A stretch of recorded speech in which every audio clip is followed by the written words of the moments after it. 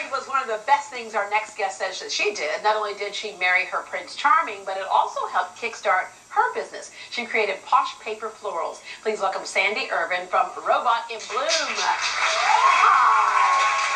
I gotta tell you, standing over there, I thought these were a bunch of fresh roses. Yeah, this is people say that. They're the paper flowers that we made when we were like in 3rd grade. This is not what we made in 3rd grade.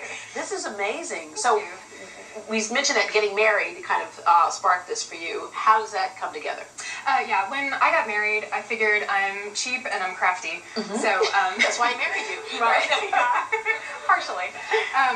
But yeah, I figured you know, flowers are a really great way to cut my expenses.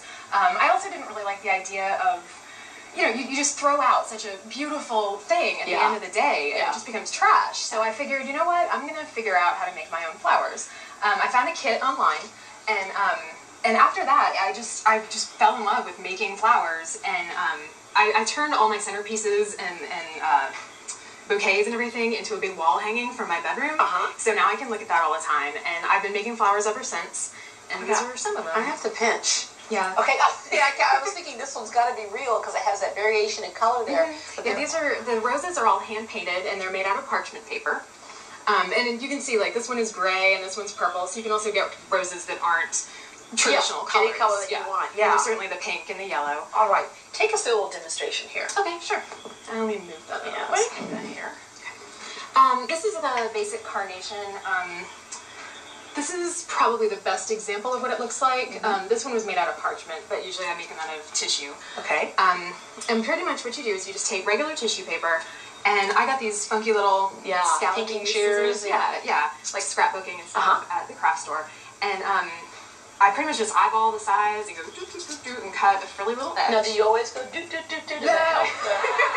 Honestly, I do. It can help with creativity. I'm telling you. That's why it's good working from home. Don't take any shortcuts. You gotta put that in there. It's the singing, it's the crafting, everything. Okay, did you want to do it with me? Sure. Okay, hold on one second. Exactly. Okay, there we go. Got it. Oh, whoops. That's all right. That's all right. There we go. Okay, so take, you can use, I use floral wire. You can use, some people use pencils I've seen, and straws, and you can... Depending on how wide you need your hole in there for... Okay. Yeah, so you just poke it through the center. Okay. And then it comes out the other side. Right. And push it all the way up. And I stop about a couple, I don't know, 2 inches from the top. Okay. And then you kind of fold it, you pinch it and fold it until it looks good. Oh, okay. Which I know that's not very easy instructions. It's almost like a layering. Yeah, this is the first layer of a carnation. And the carnations have, depending on how big I want them, it's usually 8 to 10, maybe 12 layers. So this is the first layer. And then you take, let me get you some floral tape. Tape it down. Yeah.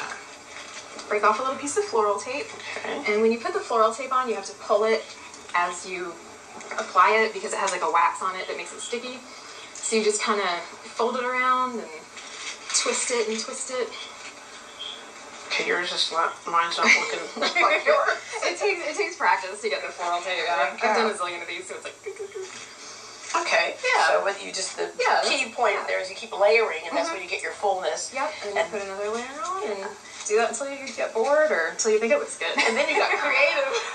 You got creative with this one over here, because we know that's not a flower, but just in a floral shape, and this looks really, oh, that's neat too. That's neat looking too. Yeah, this one right here, though. And that's great, because I always kill orchids, no matter what. Yeah, you cannot kill these. That one right there is really cool, because you just use pieces of, magazine paper? Yeah, this is actually an IKEA catalog. Oh, I love it. Yeah. All right, truly, one man's junk is another man's treasure. All right. Well, thank you very much for showing us these beautiful flowers. I just can't get over it. This looks so real. To find the links and more information on today's guests, log on to greatdayhouston.com. Coming up, we'll meet 2 women who made designing and crafting a family affair.